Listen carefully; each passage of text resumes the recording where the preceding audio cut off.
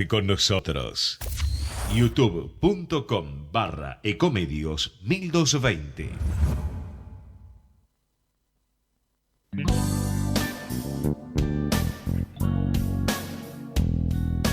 En Ecomedios, hasta las 9, nos encontramos para hacer proyecciones con Jorge Ruseler y un equipo de especialistas claves. Un informe sobre la economía, las finanzas, los mercados y el resto de la actualidad, imprescindible para tomar las mejores decisiones. Hasta las 9, proyecciones con Jorge Ruseler por Ecomedios.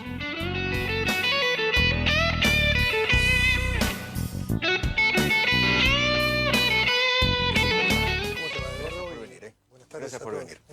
¿Alberto dinamitó este vínculo con el presidente? A ver, el discurso de Alberto Fernández en el Malva, que escuché con mucha atención, fue un discurso que serenó el mercado. Al otro día el dólar bajó, el riesgo país también bajó.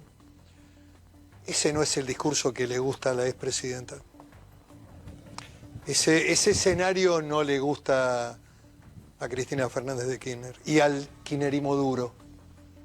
Los conozco por adentro y sé lo que piensan. Creo que les conviene más la lógica de la destrucción, digamos, de un escenario parecido al del 2001. ¿Incendiamos todo? Incendiamos todo, tiremos nafta en la pradera y bueno, y después alguien hará volar un fósforo.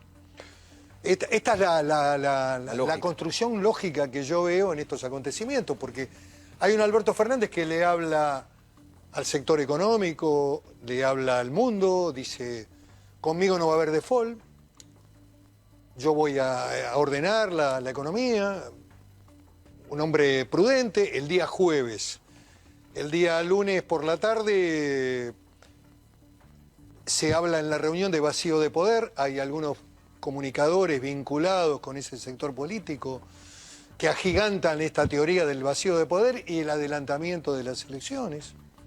Una locura, ¿no? Una locura, pero también forma parte de las anomalías argentinas.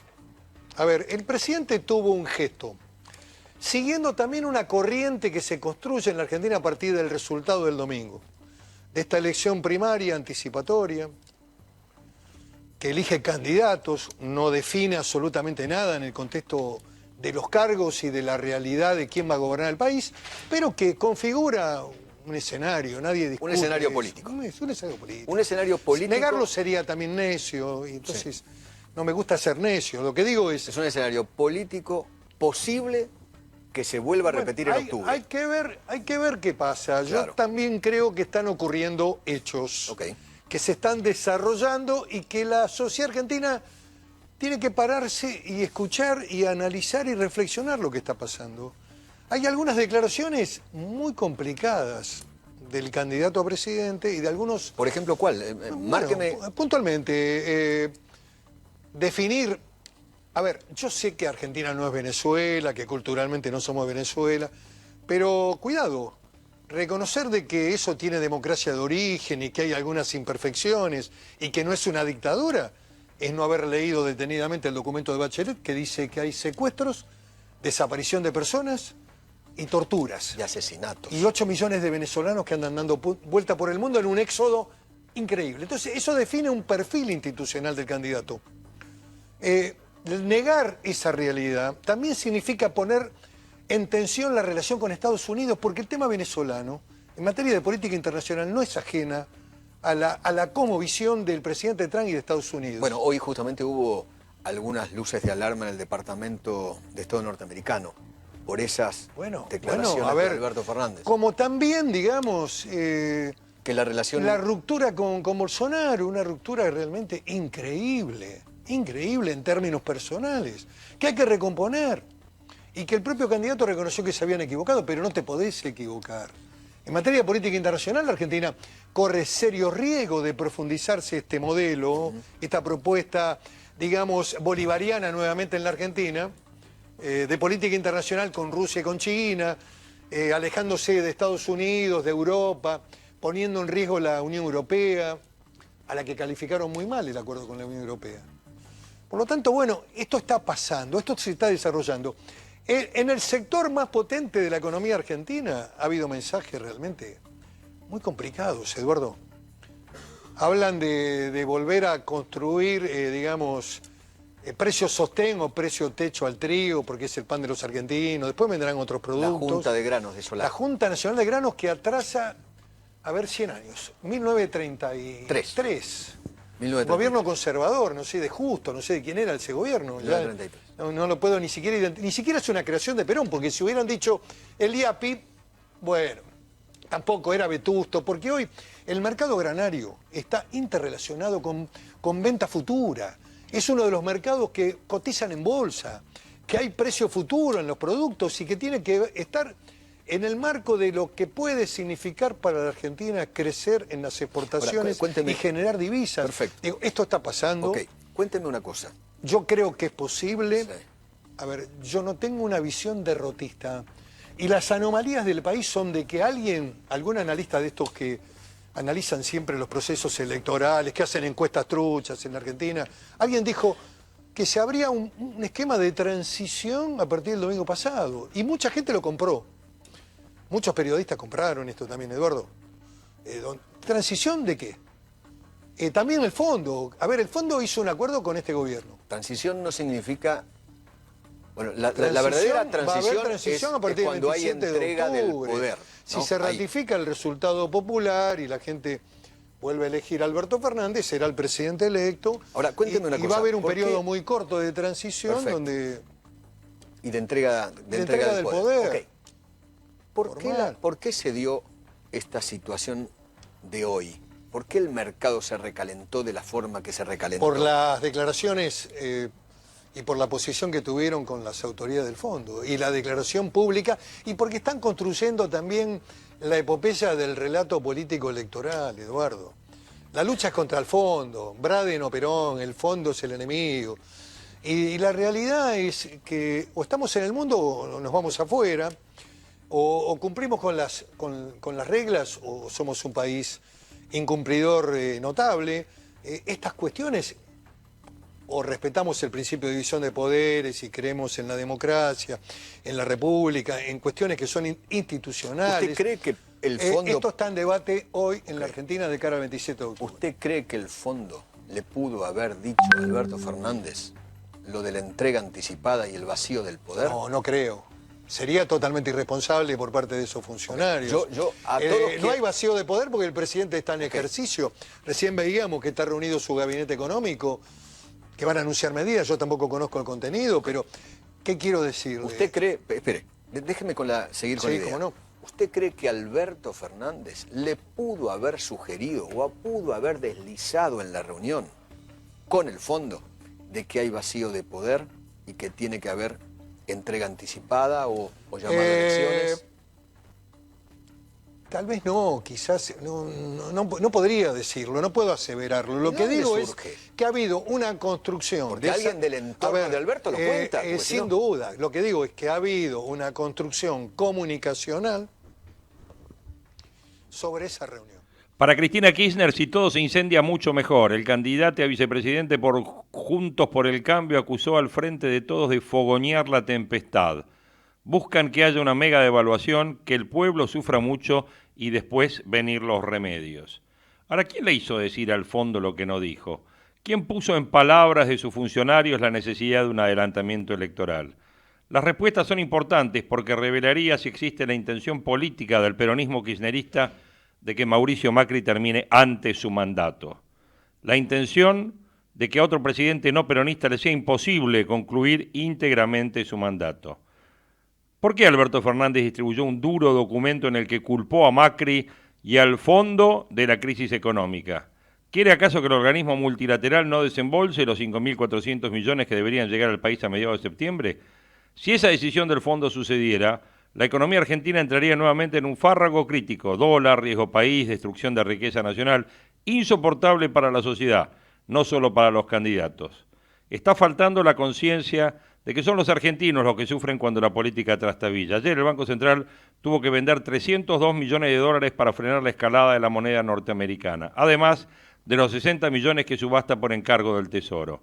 Son dólares perdidos hasta para el propio Alberto Fernández si le tocara acceder al poder. Alberto Fernández oscila permanentemente entre la moderación y la inmoderación. Es un candidato que está convencido de que tiene la presidencia a la vuelta de la esquina. Cualquier supuesto escollo para llegar a ese objetivo borra los mensajes moderados y los convierte en misiles, decididos a dinamitar la paz cambiaria y financiera, que es extremadamente frágil. El duro documento del lunes es un virtual pedido al fondo para que no autorice el desembolso de septiembre. Como abogado que es, le recuerda al organismo que está violando su propio estatuto cuando envía dólares que luego sirven para la salida de capitales. Puede ser que gran parte de esos dólares del fondo sirvan para salida de capitales, pero lo cierto es que estamos ante un sistema de libertad de mercado de cambio y que las reservas sirven, aunque no exclusivamente, también para frenar el alza del dólar. Cuando el Banco Central vende dólares para atenuar una tendencia en el alza del dólar, muchos de los que compran dólares posiblemente los saquen del país. Otros los ponen en caja de seguridad. ¿Qué es fuga? ¿Qué es fuga? ¿Cuál es la palabra, el término, la definición de la palabra fuga?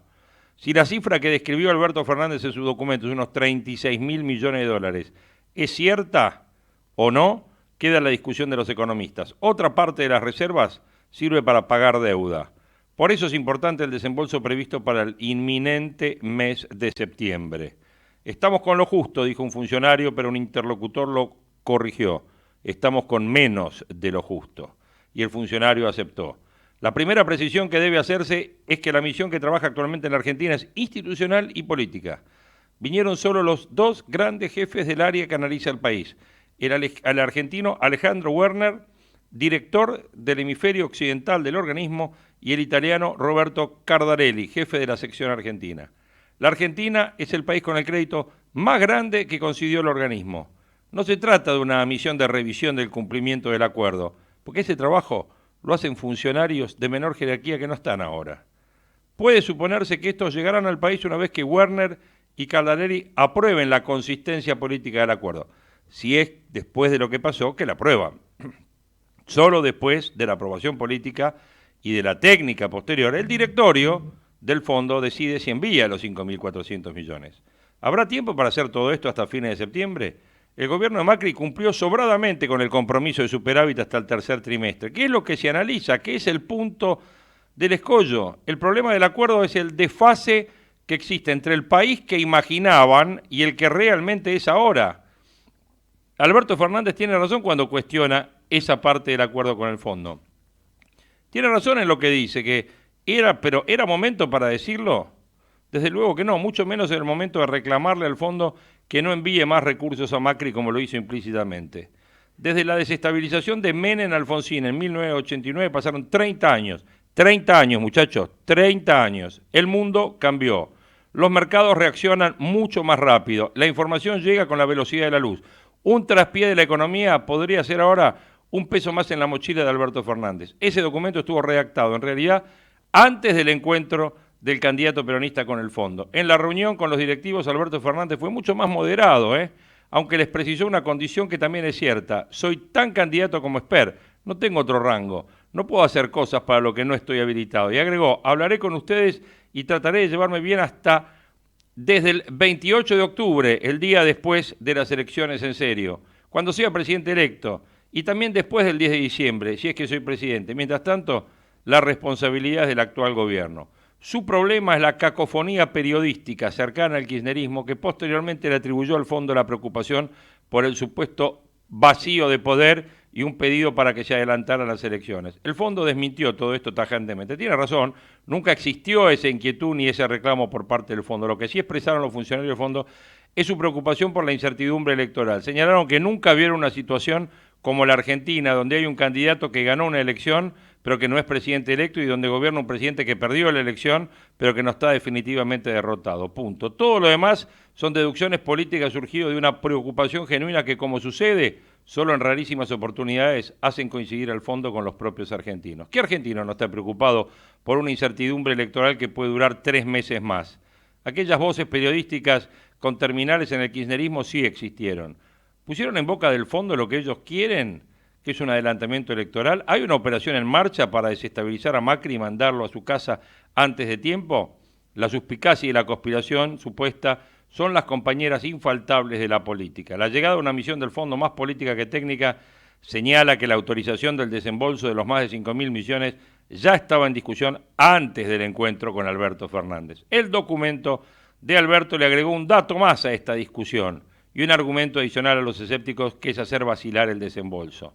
Sea lo que sea formalmente, Alberto Fernández no puede ignorar que su papel en la política argentina no es la misma que la de Esper, para usar una comparación. Una palabra, un gesto, le dice mucho a los mercados, al fondo y a todos los argentinos. Y Alberto olvidó una vieja premisa: nunca hay que enojarse con el banquero. Ni siquiera lo hizo Néstor Kirchner cuando el país tenía deudas con el fondo. Al contrario, los invitaba a cenar olivos a Kurt Keller, en ese momento director general del organismo, y nunca dejó de pagarle al ente. La Argentina nunca estuvo en default con el fondo, solo después de que pagó toda la deuda en el 2006, el fondo se convirtió en el centro de sus diatribas. Pero nunca retiró al país del organismo, ni abandonó la silla que le corresponde en el directorio. Pícaro, no sabía si algún día iba a necesitar de nuevo del banquero. ¿Por qué Alberto Fernández cambió el rumbo moderado que había elegido antes? Alberto se regodeaba con un Macri deprimido, casi resignado después de la derrota del 11 de agosto. Pero el sábado sucedió lo que no estaba en sus planes. La Plaza de Mayo y otras plazas se llenaron de simpatizantes del presidente. No solo pedían la continuidad de Macri, sino también la vigencia del sistema de libertades y garantías. Ahora saca pecho, se ofuscó un albertista que observaba a Macri. Para peor, en esas mismas horas el ministro Lacunza le pidió a Alberto que apoyara ante el fondo el desembolso de los 5.400 millones. Sacan pecho y piden ayuda, agregaron los albertistas. El peronismo perdona traiciones y deserciones, pero nunca perdona que le saquen el dominio de la calle. Es su capital desde el año 1945. Cuando cambia el dueño de la calle, aunque sea por un ratito, los otros intereses pierden sentido. Nada tiene más valor que esa pérdida, aunque sea breve. ¿Cómo pedirle al fondo que entienda a la Argentina si una manifestación pacífica pudo más que la tranquilidad económica y social durante los últimos 3 meses? Los funcionarios del fondo regresarán a Washington más confundidos que cuando llegaron a una Argentina inexplicable. Así titula Joaquín Morales Solá en La Nación de hoy el artículo de análisis político Las oscilaciones de Alberto Fernández. Y así le damos los buenos días en estas proyecciones de hoy, proyecciones de miércoles. Ayer tuvimos un martes de miércoles. ¿Tendremos hoy un miércoles de miércoles? No, esperemos que no. Miércoles 28 de agosto de 2019, donde los temas pasan por el esfuerzo oficial para contener al dólar, la crítica de Pichetto, ya la escucharon ustedes a la señora Cristina Fernández de Kirchner, el aumento de las tarifas de luz y gas, las nuevas pruebas más exigentes para sacar registro y la transformación de la esquina de Córdoba y Juan B. Justo. Miércoles que será el día más cálido de la semana. Hoy la máxima va a estar en 26 grados. También será más complicado para transitar el centro porteño con una sucesión de marchas y cortes. Desde las 9, el Puente Pueyrredón y los cruces de 9 de julio con Independencia y San Juan serán los epicentros. Y además, las noticias obviamente pasan porque el gobierno acusa al Frente de Todos de dinamitar la moderación tras el 24 de agosto. Siendo las 8:22 con 17 grados 2 de temperatura, 17,2 de sensación térmica, le damos los buenos días a Ezequiel y le pedimos los títulos. Dale. Las proyecciones de los títulos que serán noticia.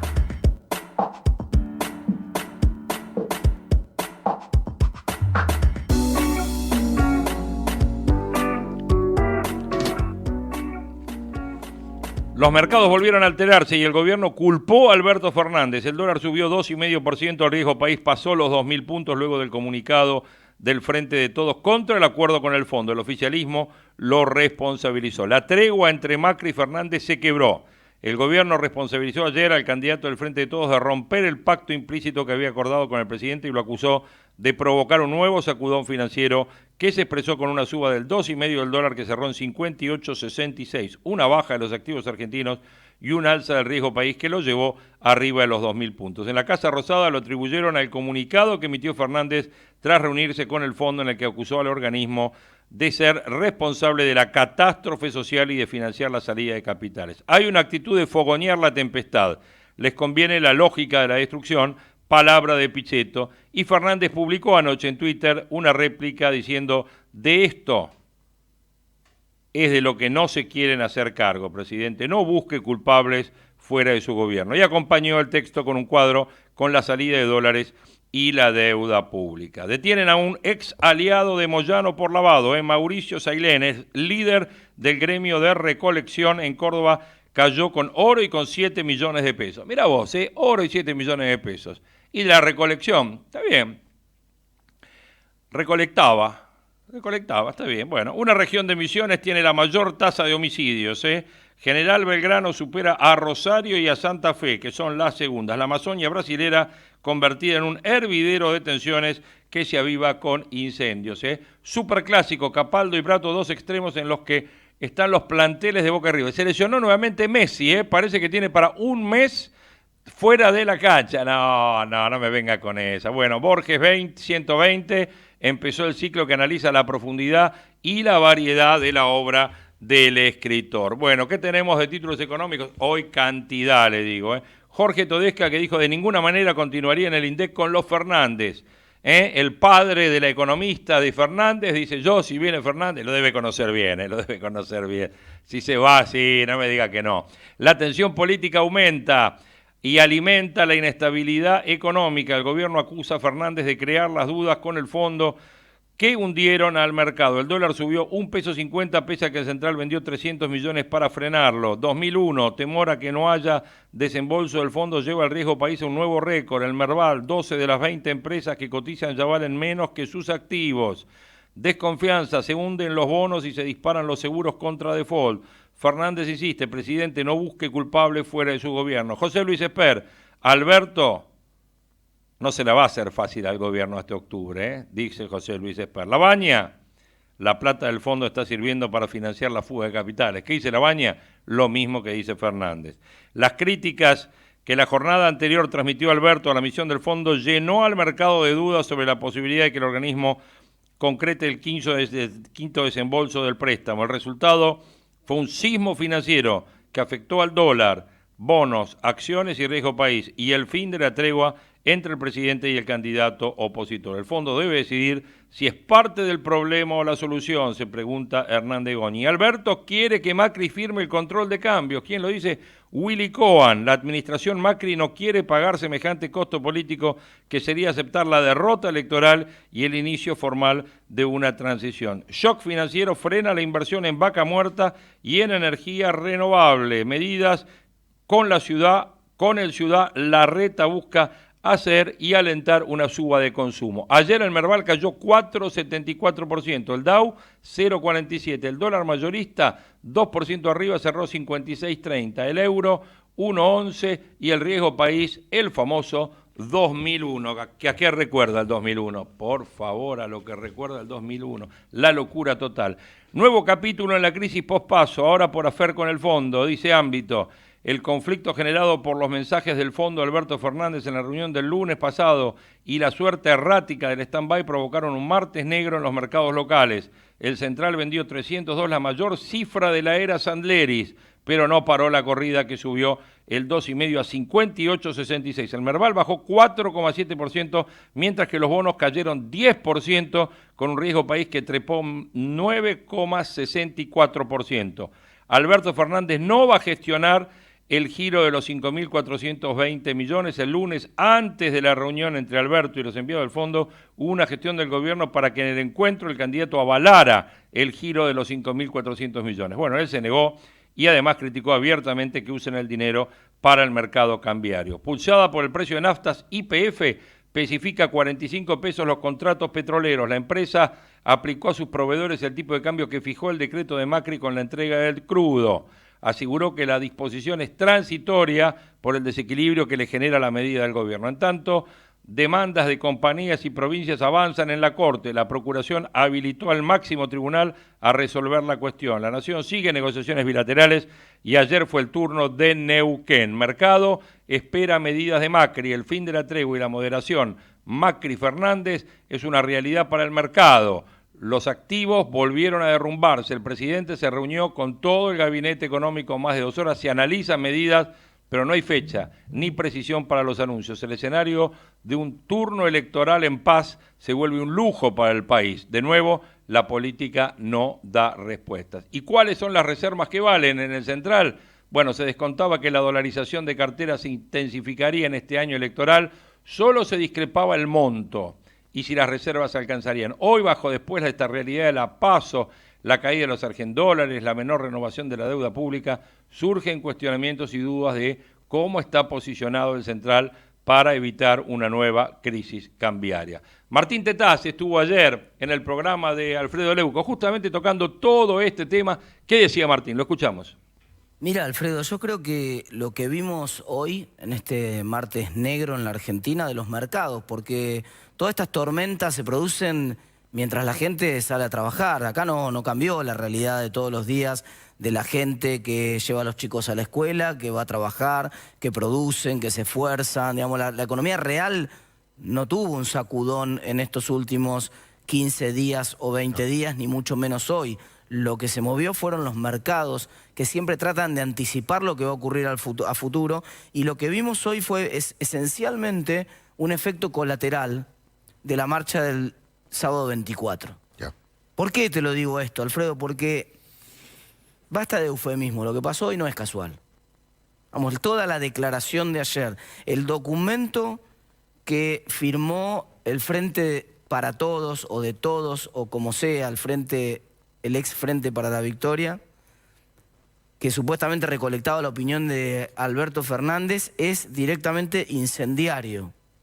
¿Qué busca el documento? Centralmente busca que se rompa el acuerdo con el Fondo Monetario Internacional y que no aparezca el último desembolso del fondo. ¿Y por qué busca que no aparezca el desembolso que falta del fondo? Primero, para hacerle las cosas más difíciles al actual gobierno, para hacerlo morder el polvo al actual gobierno, pero en segundo lugar, para facilitarle a él la ruptura del acuerdo después, para que él no tenga que pagar el costo político, para llegar a la oficina a partir de diciembre y decir, miren, ya está, ya se incumplió el acuerdo con el fondo. O sea, esto quiere decir que está fríamente calculado en el Instituto Patria. Esto está fríamente calculado, y además el documento es, hoy lo dije en la radio con una palabra que es poco académica la palabra, pero que es contundente para expresar lo que me parece. El documento es un documento mierdero. Es un documento que busca realmente incendiar y generar una situación como la que ocurrió hoy. ¿Qué dice el documento entre tantos disparates? Dice, el acuerdo con el Fondo Monetario Internacional se hizo para resolver el problema de crecimiento, el problema de la inflación, el problema de la normalización de la deuda. Sí, chocolate por la noticia. Nadie llama una ambulancia cuando el paciente está lo más bien, fresquito y sin ningún problema, tomándose un Campari a las 6 de la tarde. Seguro. Si llamo a la ambulancia es porque el paciente la está pasando mal. Nadie llega al Fondo Monetario Internacional. No se registran casos de países que llegan con una economía holgada, bárbaro, ningún problema. Por supuesto, la economía cuando llega al Fondo Monetario en mayo del año pasado es porque había fracasado el plan gradualista del propio presidente. El plan gradualista de Mauricio Macri había fracasado, se acabó el financiamiento y por lo tanto entonces chocó la economía y entonces por eso tuvieron que ir a buscar financiamiento del Fondo Monetario. ¿Para qué buscar financiamiento? Para que el ajuste que se terminó haciendo no se haga más dramáticamente todavía. Porque de otra manera, efectivamente, entrábamos en default si no teníamos dinero para pagar los compromisos de la deuda. De otra manera, hubiéramos tenido que hacer un ajuste mucho más grande que hubiera recaído sobre jubilaciones, sobre salarios públicos. Dice, hoy apareció incluso un tuit, ahora hace un rato, de Alberto Fernández con una declaración vinculando el aporte del fondo. Mirá, ahí están en pantalla, Alfredo. El argumento central del gobierno es... Miren, de lo que no se quieren hacer cargo, dice el tuit de Alberto Fernández. Presidente, no busque culpables fuera de su propio gobierno. Deuda y fuga. Vamos a parar esto. ¿Qué muestra centralmente? Que exactamente la misma cantidad de plata que recibió Argentina por financiamiento del exterior es la cantidad de plata que suma, si vos sumás todas las compras de dólares que hicieron los particulares y las empresas en Argentina en estos 3 años y medio, más los intereses del pago de la deuda. Tramposamente mete el tema de los intereses ahí. Acaba de responderle Iván Carrino, otro economista, colega, que en un gráfico exactamente igual de la gestión de Cristina. Es una constante. El ingreso, exactamente, el endeudamiento de la gestión de Cristina también coincidió con una compra de dólares masiva por parte de los particulares. Lógico, un país que tiene 56% de inflación no tiene moneda. un país que tiene alta inflación, no tiene moneda, y la gente busca dolarizarse. No le podemos echar la culpa a la gente que busque dolarizarse y proteger sus ahorros. 1,5 millones de personas compraron dólares en el último mes en Argentina, y todos los meses compran entre 750.000 y 1,5 millones de personas comprando sistemáticamente dólares. ¿Qué está buscando entonces con esto? Aparece una declaración temeraria, una operación de prensa hoy sugiriendo que en la reunión del Fondo Monetario Internacional se había hablado de adelantar las elecciones. ¿Para qué habría de hablar el Fondo Monetario con la oposición de adelantar las elecciones? En todo caso, lo hablaría con la conducción del país. Está claro que fue el propio Alberto Fernández el que sacó el tema del adelantamiento de las elecciones, incluso tiró fechas, habló de adelantar más o menos 17 días. Y todo eso tiene el resultado, de una variable clave en la economía, que es el riesgo país, que hoy tocó los 2.000 puntos. Y a mí me causaba gracia ver en las redes sociales algunos kirchneristas furiosos poniéndose contentos con que el riesgo país llegaba a los 2.000 puntos. Claro. ¿No saben que el riesgo país es sobre la economía que viene, no sobre la economía que pasó? ¿No saben lo que es? La gente por ahí en la casa no sabe lo que es el riesgo país. El riesgo país es la... Así Martín Tetaz editorializaba este momento que estamos viviendo de 2.000 puntos de riesgo país en el programa de anoche de Alfredo Leuco. 8 horas 33 minutos, 17:02 la temperatura, y a esta hora en Proyecciones, momento despertador. Proyecciones, para estar siempre en tiempo. Presentame al Señor, tiempo se fue con vos, murió en abril, si se lo contaste al viento, yo no lo vi, yo no lo vi. Si me preguntas quién ha ocupado mis días, yo no lo sé, yo no lo sé.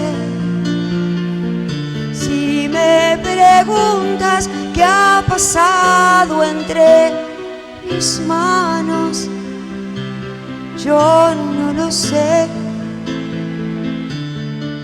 no lo toqué. Invítame a ver tu historia, nunca diré que ya la sé. Escóndeme en tu memoria, quiero vivir, quiero vivir, y describime los lugares donde has ido. Quiero viajar, venir a Mar del Plata, quiero seguir y explicar. María Rosa Llorio, de quien hoy es el cumpleaños, cumple 65 años, esta corista de Sui Generis, consagrada voz femenina de Por Sui Gieco, integró Los Desconocidos de Siempre y siguió desde fines de la década del 70 una destacada carrera solista. Quien fue la esposa de Charly García, quien es la madre de Miguel García con Charly García. Obviamente estamos hablando de alguien que contó con el apoyo de importantes músicos como Charly García, como el Mono Fontana, como Nito Mestre, como David Lebón, como Alejandro Lerner, como María Gabriela Pumer, quien debutaba en su banda con solo 15 años de edad. Bueno, de aquel famoso tema y álbum Con los ojos cerrados. Y de ahí, bueno, este temón con María Rosa Llorio. Contame un cuento de hadas, quiero soñar, quiero soñar, y recordame si alguna vez te he mirado. Quiero llorar, quiero llorar, y abrime ahora las 3 puertas de tu vida. quiero ser, quiero entrar, quiero ver, quiero ser, quiero entrar, quiero ver, quiero ser, quiero entrar.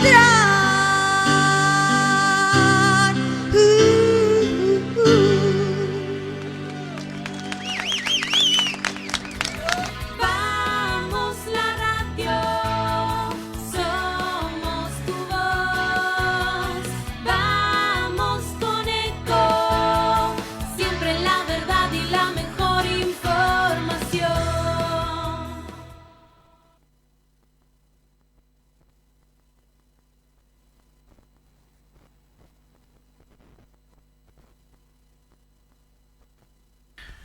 El documento El campo y la política 4 fue presentado este martes por el presidente de Coninagro, Carlos Gianni Soto, en el marco de una jornada realizada en la sede de la Universidad Católica Argentina, ubicada en el barrio de Puerto Madero, con la presencia de los principales referentes políticos que se candidatean a presidentes para las elecciones del 27 de octubre próximo. El documento, que fue elaborado por el equipo técnico de Coninagro sobre la base de la información aportada por las distintas federaciones cooperativistas y contiene las propuestas de los presidentes para entregar a los presidenciables y sus posibles gobiernos, en caso de ser electos, debería tener en cuenta para poner en marcha el despegue económico del país. Dividido en 3 puntos claves, contiene un mensaje político más que económico, porque lo que debe conducir al país son las ideas, no las maniobras electorales. Apostamos a un país con materia gris, con pensamiento y una actitud de desarrollo para derrotar los problemas estructurales que dañan a la Argentina. Así alertó el presidente de la entidad cooperativista al realizar la presentación del documento. Soy Sebastián Nini, andando el campo por Ecomedios.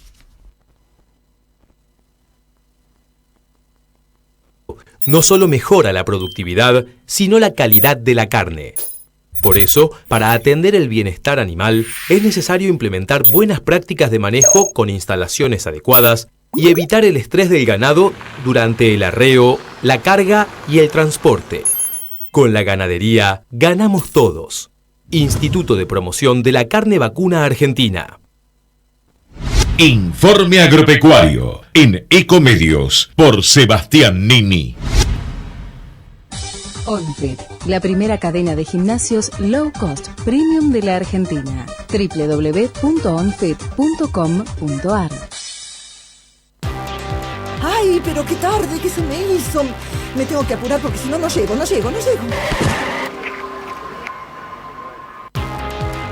No, ¿pero seguro? ¿Qué problema? Bueno, vamos a encontrar una solución. Bancame ahí que en 2 minutos estoy con vos. Bueno, vos ahora te tenés que ir. Sí, pero yo quiero hablar de esto ahora. Cuando llegue a casa te llamo.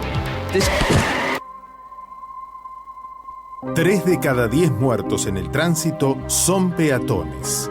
Cruzá siempre por la senda peatonal o esquina, respetando los semáforos. Allí, todos los vehículos deben darte prioridad.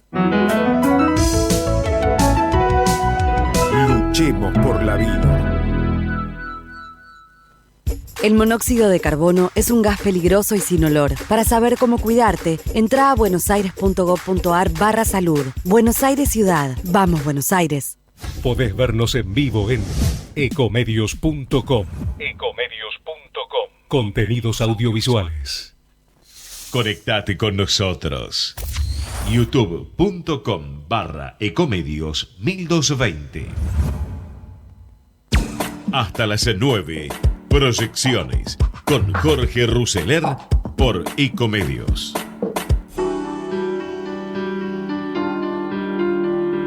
Muy agradecido por la invitación del ministro Lacunza.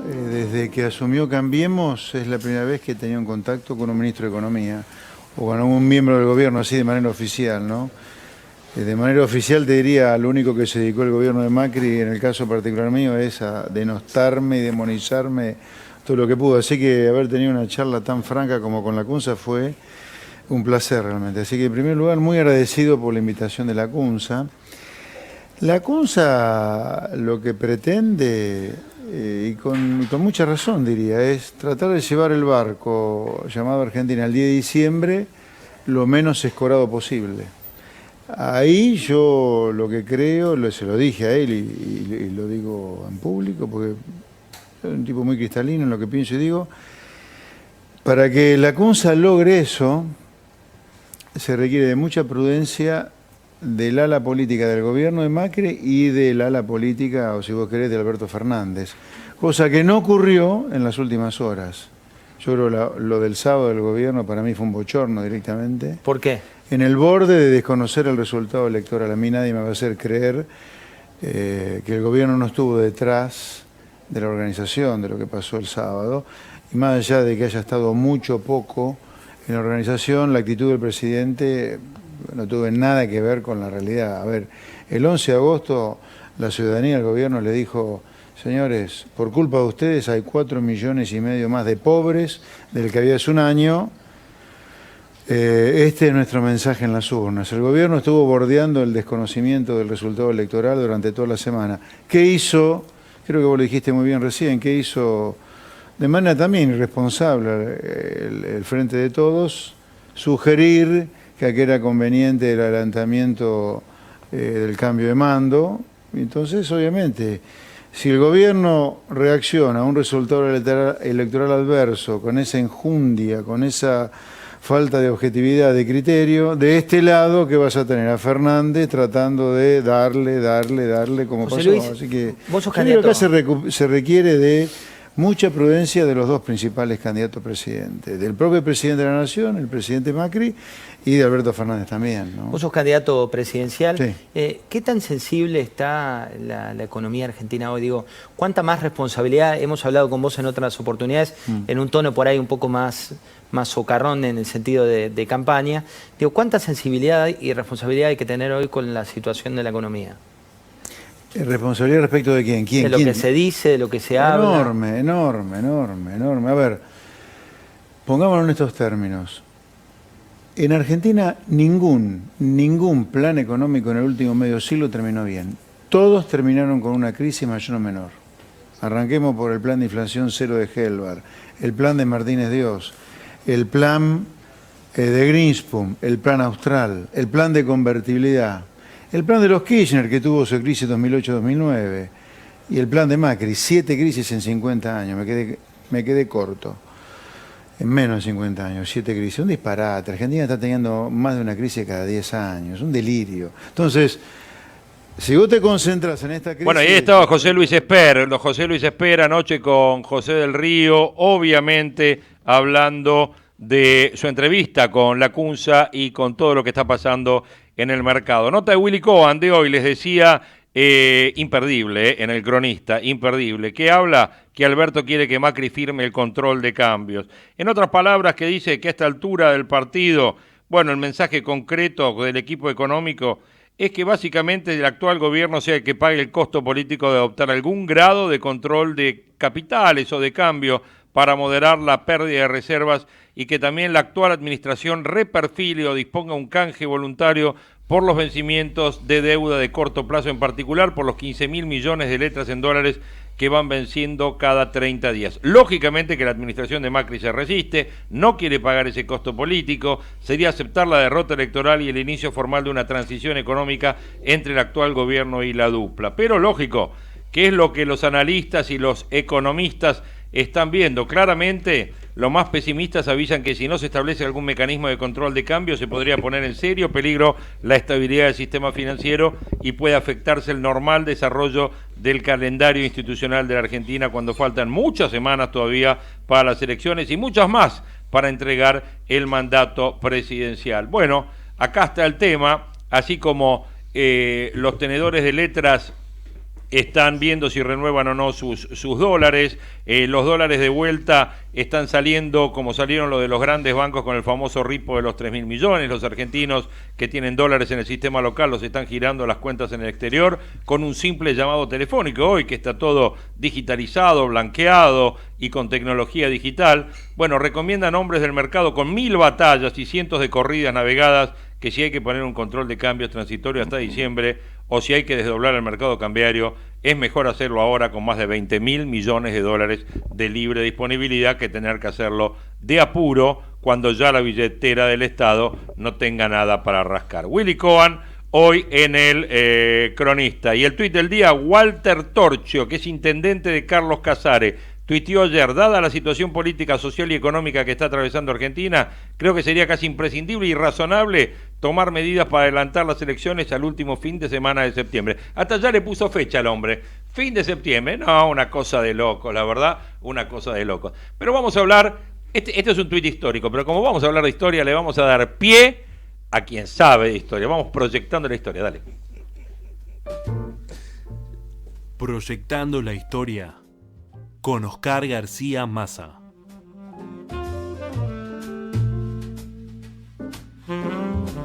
Bueno, y siguiendo con este devenir del análisis de los presidentes argentinos que nos dejaron algo, y nos dejaron mucho, hoy tenemos a don Nicolás Avellaneda. Nicolás Avellaneda. Nicolás Remigio Aurelio Avellaneda, ¿cómo estás? ¿Qué tal, Oscar? Buen día, ¿cómo estás vos? Bueno, vamos a sintetizar en 4 líneas, si querés, la gestión de él, aunque podrían ser mucho más, y vamos a ver si nos alcanza el tiempo. Yo creo que sí, vamos a correr, tenemos que correr necesariamente.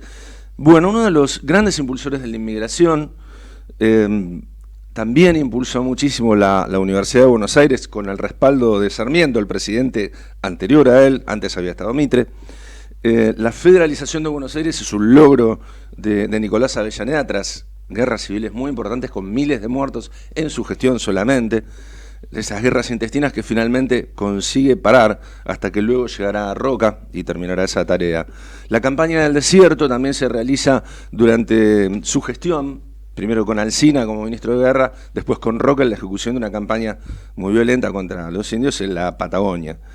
También un fuerte impulso a la educación normal, o sea, la normativa de maestros con centenares de institutos, y la de escuelas primarias también, siguiendo la tarea. Bueno, sobre la base de Sarmiento, ¿no? Claro, sí, pero muy fuerte. Aparte, él había sido encargado de educación. Ministro de Sarmiento, ¿no? Claro, en justicia y instrucción pública. Claro. O sea, que era el gran hacedor de bibliotecas y de escuelas durante la gestión de Sarmiento, que lo conoce y su gran amigo y lo impulsa a la presidencia. Bueno, nació en Tucumán. Es como el delfín de Sarmiento, como se dice. Y sí, ahora, absolutamente.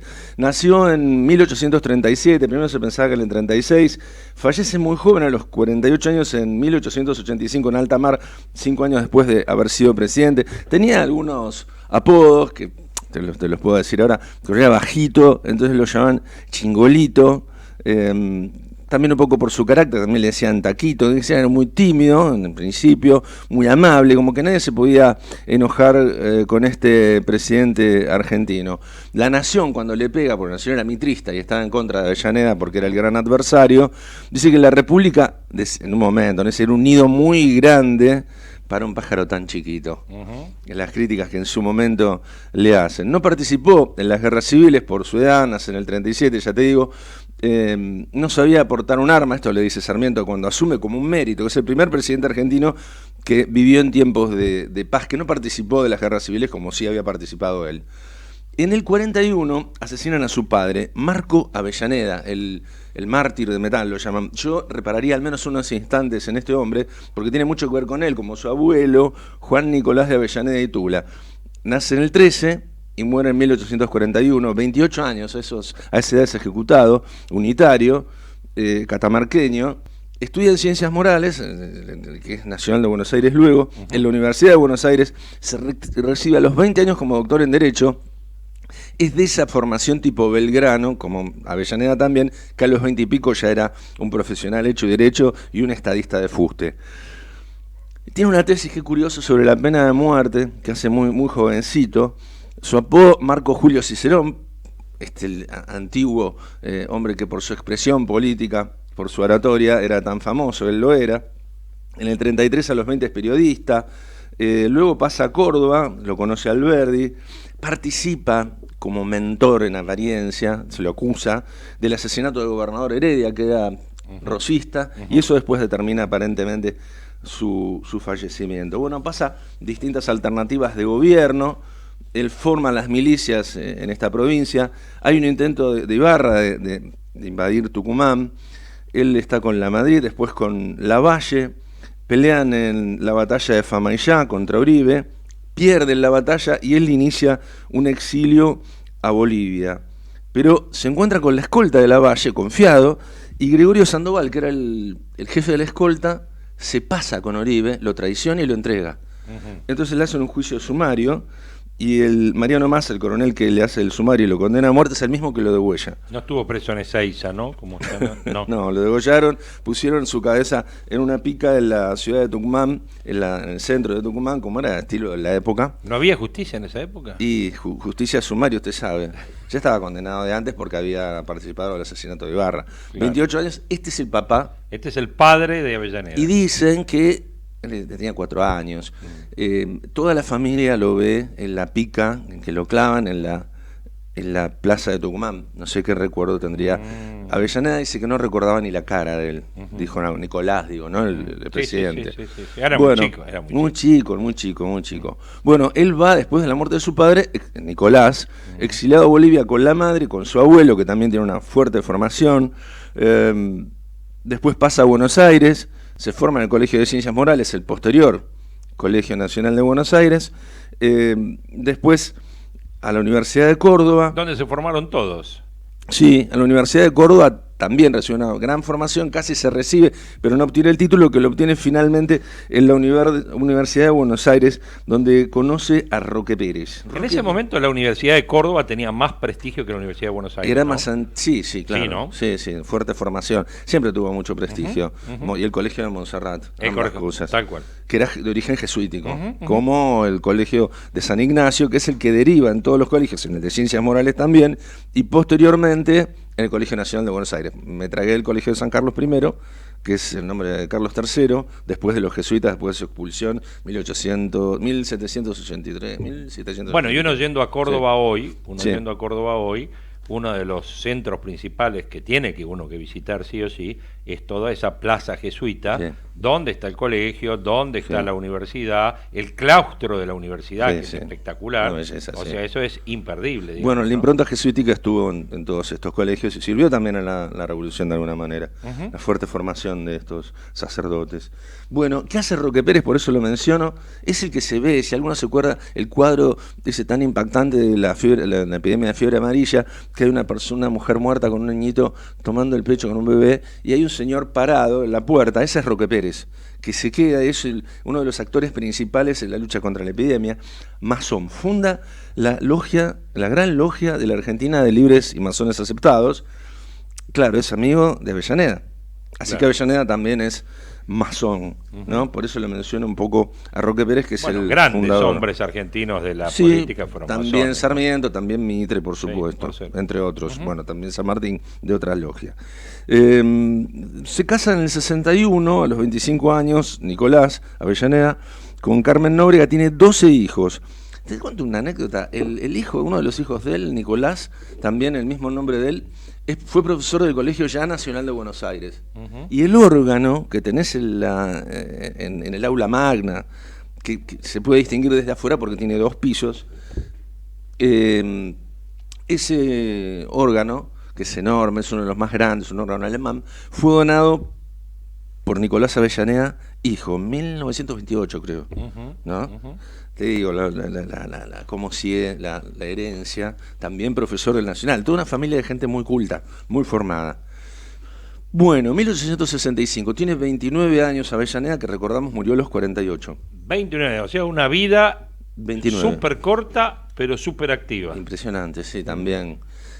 Publica en esta edad... Pero la diferencia con sus antecesores es que acá no estamos hablando de alguien autodidacta. No. Como si fue Sarmiento, como si fue Mitre. Claro, él tuvo formación académica muy fuerte, como el padre y el abuelo, y no fue militar. No participó en las guerras civiles. Eso es importante. Que todos los otros sí, porque Sarmiento, mal todos que se lo criticaba, igual, peleó sable y pistola. Así que eso sí. Por supuesto a Mitre, que era un general destacado. Quizá también la situación del momento daba para no obligar a ser militar. Mirá, no sé, porque el gobierno de Avellaneda, hubo unas batallas, una guerra civil terrible y con miles de muertos, te digo. Así que, pero bueno, él era el rol de él, un rol de estadista que lo desempeñó desde su perspectiva, la perspectiva de esta generación liberal, muy bien. Escribe en este año 65, a los 29, estudios sobre las leyes de la tierra, que es un gran éxito. Básicamente propone que las tierras que se están ganando, se está avanzando sobre el desierto, sobre los territorios aborígenes, indígenas o pueblos originarios, como lo quiera llamar, se entregue a los pequeños productores, a los que cultivan la tierra y no a los grandes latifundios. Producto de la conquista del desierto. Claro, se fracasa, porque en realidad después vos sabés que hay grandes latifundios. Y si bien se le da a los soldados pequeñas parcelas, terminan vendiéndolas porque no les pagaban. Se la venden a los grandes y que terminan muchos latifundios. Sí. A los 30 es diputado por Buenos Aires con el gobernador Alsina, tiene una serie de avances y termina Avellaneda como ministro de gobierno de él, ya va haciendo su experiencia en la gestión pública desde el Ejecutivo. En su trabajo en la educación primaria, durante el gobierno de Alsina, ya lo impresiona a Sarmiento.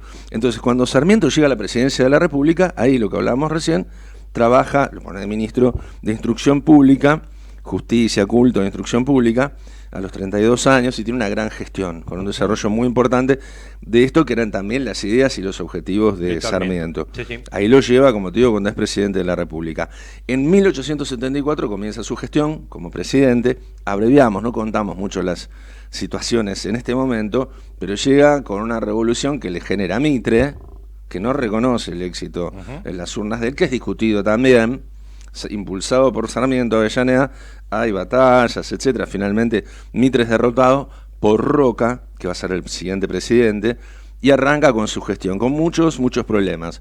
Enfrenta una crisis financiera, después si hay tiempito vamos a hablar un poco, ojalá, problemas en las relaciones con Chile, pero avanza igual. La guerra contra Carlos Tejedor, el gobernador de Buenos Aires, por la federalización que ellos se negaban a llevar adelante. Finalmente, ya te digo, termina, y ahora vamos a los detalles, en el 12 de octubre del 80, con la elección de Roca como presidente, y después el senador por su provincia, rector de la UBA, esto en el 81, cuando tiene 45, y ahí contrae un mal degenerativo renal, el mal de Bright, se llamaba en ese momento, o no se llama ahora. Va a Francia para curarse, lo desahucian y vuelve en un barco, el Congo se llama el barco, y en la mitad del océano se muere. 48 años, una persona muy joven, ya había sido presidente, senador, todo. Bueno, entonces tiene esta revolución, atraviesa los 37, vamos un poco para atrás, volvemos, la revolución mitrista, fue muy dura. ¿En qué consistió la revolución mitrista? Y la revolución mitrista tiene que ver con que Mitre no reconocía la victoria electoral. Mitre es un tipo jodido, ¿no? Sí, bueno, un gran hacedor de roscas. Sí, claro, que a eso me refiero. Y ahí siempre está el doble discurso que te digo, con todo el amor del mundo, a uno de los diarios más prestigiosos y más antiguos de la Argentina, por el cual uno lucharía, porque si de los que más quiero, te digo. Si fuese censurado, que el diario La Nación, pero la verdad, tenía una actividad propagandística terrible contra Avellaneda y un discurso muy parecido y contradictorio a... Bueno, en fin, a algunos se le puede encontrar algunas similitudes al que en tiempos contemporáneos ha llevado, porque está a favor de la institucionalización, pero estaban en un golpe. Claro. Y Avellaneda era estigmatizado como lo peor, pero el golpista era Mitre. Claro, no. Claro. Era algo así más o menos como el Alberto y Macri, que al Alberto le quiere tirar a Macri el bodrio de todo lo que pasa. No, porque Avellaneda no... Bueno, Mitre decís vos. Sí. Y Mitre sí. Sí, era rosquista. Sí, pero básicamente era con la ilegitimidad y se movía con otros alfiles, el calladito. Bueno, héroe de Buenos Aires, Mitre. No estoy comparando a Mitre con No, imposible. Imposible. Lo que no estoy se paran diciendo, 25 tomas de obras completas, en fin. Por eso, lo que estoy diciendo es el usar el momento político para capitalizarlo en función de sus intereses y denostar al rival. A eso me refiero. Bueno, ¿y qué pasa? Hay una deuda pública muy grande que está ya un año después de iniciada la gestión. Entonces hay un déficit presupuestario muy grande, una deuda pública enorme. Dictan la ley de aduanas, que es muy resistida porque se le aplica un 40% de tasa a todo lo importado. Y bueno, esto genera una reactivación en el interior, que es bastante importante. En esta crisis, porque bueno, baja los precios, de todos modos baja los precios de las materias primas en Europa, entonces hay problemas acá. El Banco Nacional tiene problemas, el Banco de Provincia cierra, tiene que reducir el gasto público drásticamente. Hay un montón de gente que sale del Estado, De todo esto hay parecidos, ¿no? Fíjate, es interesante verlo a la luz de hoy porque sin hacer ninguna interpretación guarda muchas semejanzas en algunos aspectos. ¿Te das cuenta por qué quería proyectar la historia? Proyectar la historia. Bueno, es un gran promotor de la inmigración, como te decía. Hay colonias en todo el país. Después se van a ir en esta etapa porque le va tan mal a la Argentina. Llega la carne congelada, los grandes frigoríficos en barcos, que impulsa mucho la producción ganadera. Se extiende el ferrocarril en este periodo, sigue con lo de Sarmiento, 2.516 kilómetros el total, y de repente arregla con Mitre la conciliación. Avanza la conquista del desierto, ahí terminan con lo de Alsina, que era el ministro de él que fallece, y era hacer una zanja, la zanja de Alsina, sería también largo de contar, pero que en algunos lugares era prácticamente una hondonada menor, los aborígenes echaban allí a veces ovejas, etcétera, lo usaban como puente y huían con los malones de las fuerzas militares, pero finalmente la conquista, o la campaña del desierto de Roca, consigue eliminar a Calfucurá, hay varias batallas, incorporan un gran espacio en la Patagonia de tierras vírgenes para su explotación, sobre todo la lana y el interés de Gran Bretaña que había por este producto para desarrollar su industria textil. Hay unas críticas fuertes de la izquierda por el tema de que acá se producían commodities, digamos hoy, y se industrializaban en Gran Bretaña. Pero la gran máquina textil era Gran Bretaña y Argentina estaba creciendo. De todos modos, era una política. Cuando se produce la disputa por la federalización de Buenos Aires, Avellaneda traslada rápidamente y brevemente el gobierno a Belgrano, la lucha contra este gobernador Tejedor. ¿Viste dónde está el Museo Sarmiento? Y la redonda de Belgrano, bueno, ahí estaba el gobierno. Enfrente hay un hotel Watson, no me acuerdo, Watson creo, que era enfrente, al lado de la redonda, hay una linda confitería, bueno, ahí iba toda la aristocracia porteña. Bueno, ¿usted iba a tomar café ahí? Siempre voy, sí, me encanta ese lugar, es una plaza hermosa. Bueno, asume Roca en el 80. Tema de la deuda pública, te lo hago un panorama rápido, ¿te parece? Sí, porque hay una crisis. Sí, hay una crisis. Hay una crisis. La situación financiera, como te decía, era grave en el 75, y fíjate los números, vos que sos un economista experto. Se gastaban, fíjate, sinonimia con 30 millones de pesos fuertes era el gasto público. 30 millones, ¿no? 16 millones de pesos eran los ingresos. 30 contra 16. Tenía que financiar 14 palos. Claro, todos los años. Pero justo baja la recaudación impositiva porque baja el precio de los commodities. Quiebras de bancos, quiebras de empresas, porque además los bancos quebraban, no había crédito, o las tasas eran muy altas. Claro. Nos parece algún conocido. Bueno, ahí viene el ajuste salarial que genera Avellaneda, pérdida de empleos, hay expulsión de empleados públicos, una gran cantidad. Pagan con todo el oro a los bonistas. Todas las reservas en oro, que era en ese momento el patrón de resguardo, se paga con eso a los bonistas. No defoltearon. Era el gran temor. El vínculo del gobierno argentino con Londres era muy intenso. Entonces nombra en Hacienda Avellaneda a Lucas González. ¿Quién era Lucas González? Y el vínculo con Gran Bretaña, el cónsul nuestro en Londres, ¿no? Toma un crédito de Baring Brothers, la conocemos. Me suena, de nuevo, que nos suena de la época de Rivadavia. Me suena la Baring de Brothers. Corto plazo. Esta es la famosa frase que repite todo el mundo. No vamos a salir del lugar común porque es necesario para entender el periodo, donde por el temor a la moratoria, se le llamaba entonces, que es el default de hoy, en un momento, es más larga la frase, pero tenemos poco tiempo, dice Avellaneda, prestar atención. Hay 2 millones de argentinos que ahorrarán hasta sobre su hambre y sobre su sed para responder a una situación suprema, a los compromisos de nuestra fe pública en los mercados extranjeros. Bueno, muy criticado también por eso. Por hay que cumplir, dijo. Hay que cumplir. Bueno, 25% de rebaja a los sueldos, atrasa 6 meses el pago de los sueldos, suspende la obra pública, ¿no? Le paga al ejército porque está en lucha en la frontera, pero le pagan muy mal, los soldados cobraban muy mal, siempre cobraron muy mal. Paga el ferrocarril que se termina de construir o instalar hasta Tucumán, paga la deuda con el acreedor extranjero y llega a un presupuesto de 17 millones, ¿no? El gasto, que era 30, lo reduce 13. Qué ¿no? momento. Está bien, ¿no? ¿Vos Sí, querías? ya está bárbaro, pero le consecuencias. pisaron la cabeza, Obvio. pobre hombre. Bueno, en el 76, de todos modos, 1876, hay una corrida, se acaba el oro. El oro lo quieren ellos convertir en papeles, cierra el Banco Provincia, como te decía, caen los bonos argentinos, sube la tasa, ¿no? No pueden pagar las deudas. Pellegrini propone pagar con los ferrocarriles en ese momento, después va a pedir todo lo contrario. Y se produce el curso forzoso, es decir, el curso forzoso de la moneda argentina. Bueno, ahí hubo un raje de empleados públicos masivo en ese momento. Sí, te decía. Y una baja de sueldos. Baja de sueldos del 25%. Sí. Bueno, hay un caso interesantísimo, el gobernador Servando Bayo de Santa Fe, ¿qué hace? Viene el Banco de Londres, sucursal local, y le quiere, con los bonos que le habían dado, comprar todo el oro en Ventanilla.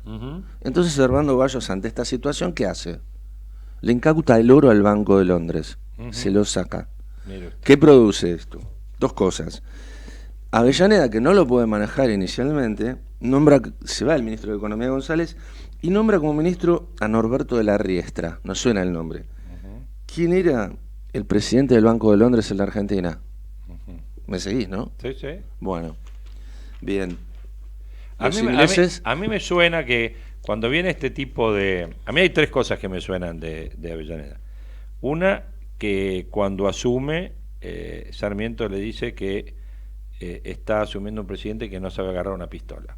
Pero lo dice como un elogio, ¿eh? No, en el discurso por eso. el que le transmite el mando. Por eso es una. Dos, que es uno de los fundadores del Partido Autonomista, que tuvo el poder 42 años en la Argentina.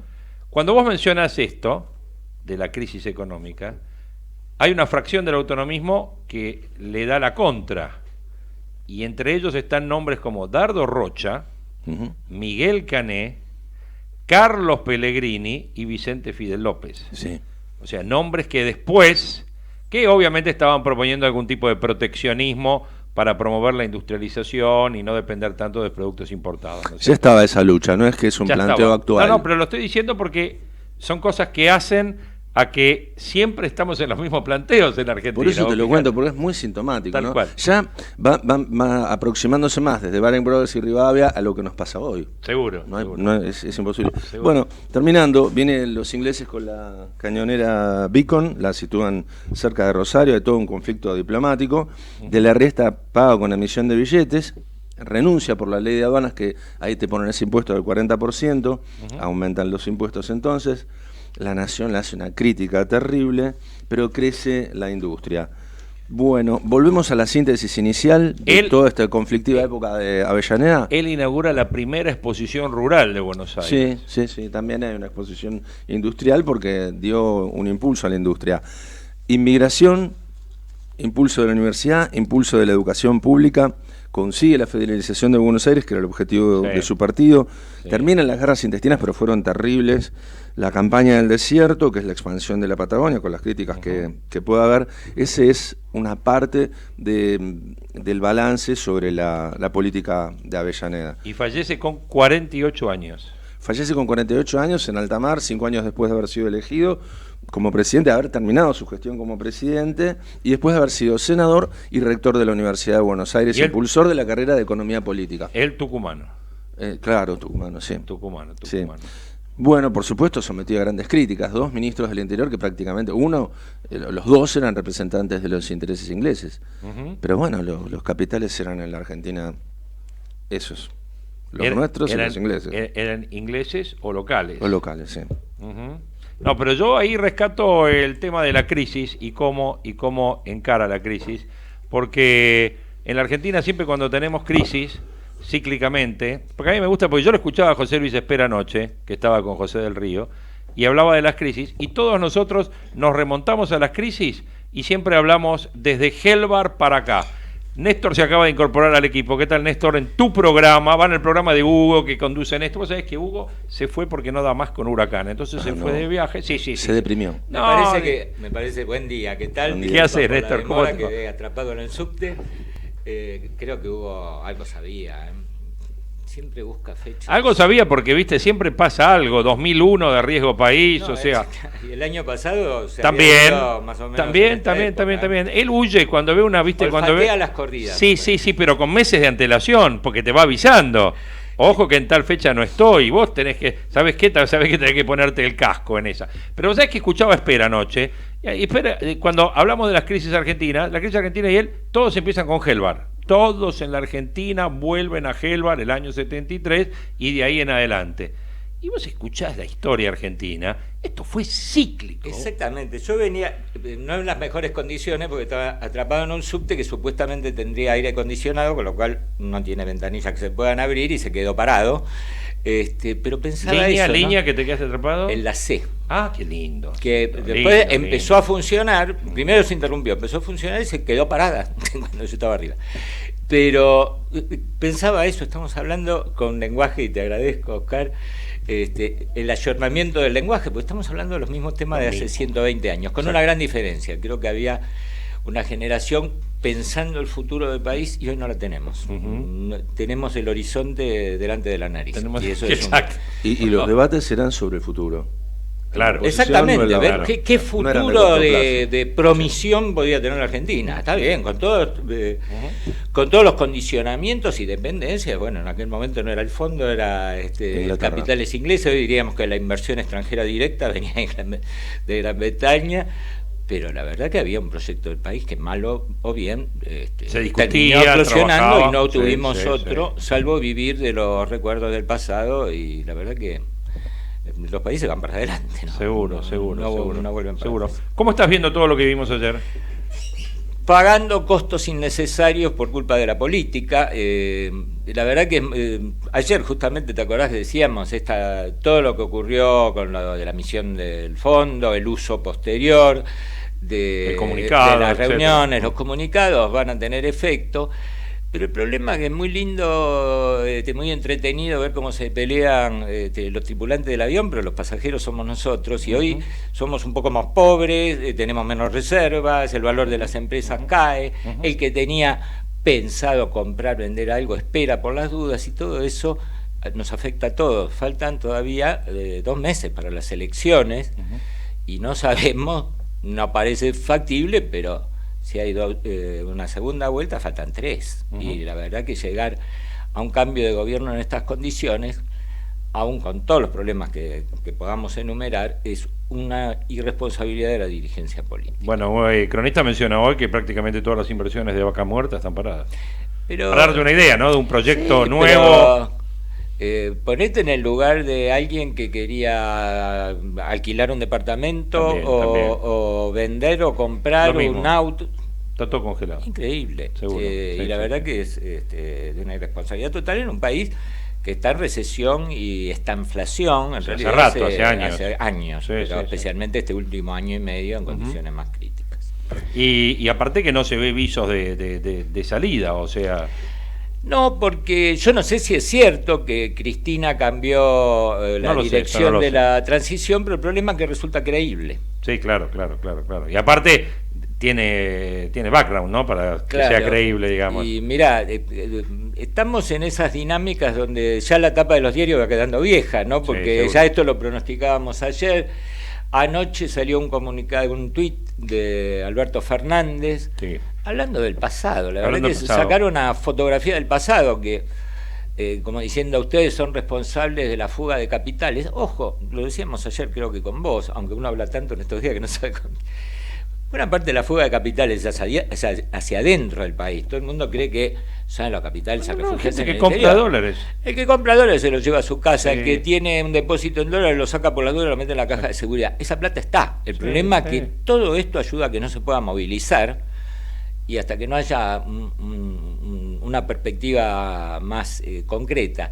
Te decía que todo va quedando viejo. Acabo de ver, mientras trataba de que el subte arrancara, apareció un tuit de Guillermo Nielsen reproduciendo, vos fíjate, una entrevista que le dio un diario brasileño, Valor, sobre cuál podría ser la política económica del albertismo si Nielsen fuera ministro.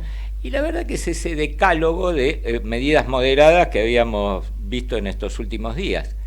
La pregunta es, ¿Nielsen podría ser un ministro moderado del fernandismo o nos vamos a una variante más radicalizada? Claro, eso no lo vamos a saber hasta quizás cerca del 10 de diciembre. Claro.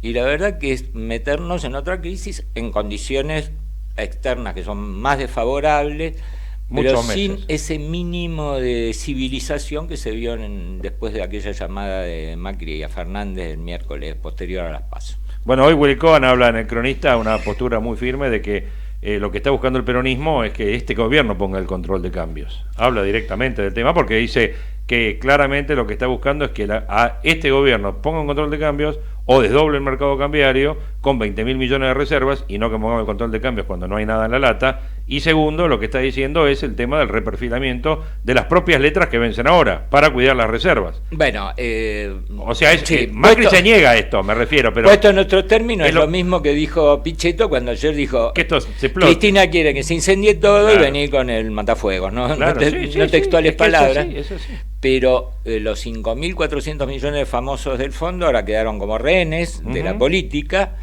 y la verdad que todo esto se dio justo ayer cuando se licitaban las letes. Hoy se va a conocer el resultado. Hoy hay que ver qué pasa.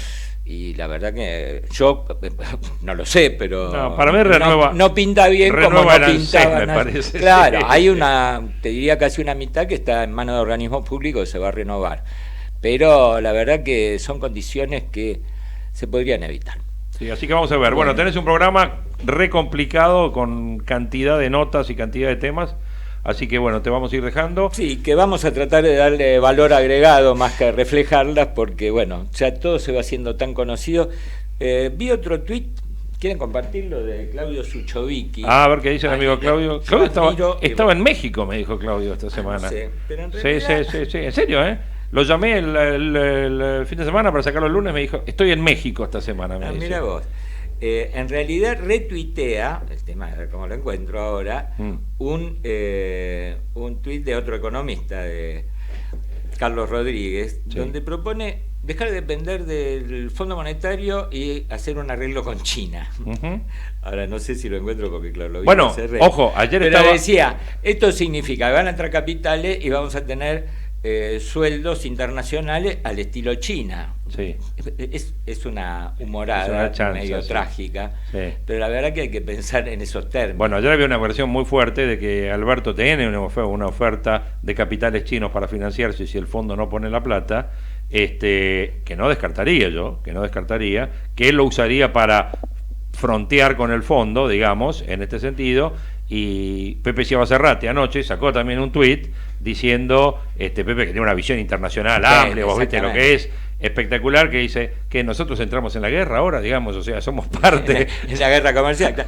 Bueno, China ya participó en el gobierno de Cristina, sin duda, con la base, el swap, las centrales, el swap, a cambio de una base que nadie sabe muy bien. Y la famosa represa que está, ¿no? La represa de Santa Cruz, que Saperné, que la otra, sí, por eso. Así que bueno, volvieron a sus nombres originales, mirá los cambios. Sí, bueno, de fondo, viste, es así en la Argentina. Condor Cliff y la Barrancosa en vez de Kirchner y Saperné. Bueno, yo me acuerdo que era Saperné, bueno.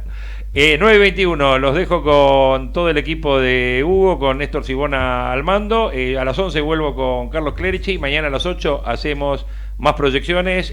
Oscar, muchas gracias. No, gracias a vos, Jorge. Néstor, buen programa. Gracias, nos vemos luego. Abrazo grande. Desde Buenos Aires, transmite LRI 224, AM 1220, Ecomedios.